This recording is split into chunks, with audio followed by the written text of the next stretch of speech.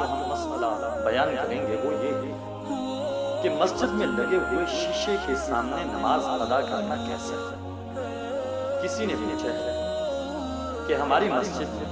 بلکہ بہت سی مساجد شیشے کی کھڑکیاں اور دروازے ہوتے ہیں جن میں نمازی کا اپنا عکس نظر آتا ہے، تو پوچھنا یہ ہے کہ اس سے نمازی کی نماز میں کوئی فرق تو نہیں پڑتا؟ تو یاد رکھیں، اس کا جواب یہ ہے کہ اگر شیشے والی مسجد، جس مسجد کے دروازے یا کھڑکیاں شیشے کے ہوں، وہاں نماز پڑھنے سے اگر نمازی کی توجہ ہٹے تو پھر مکروہ ہے، اور اگر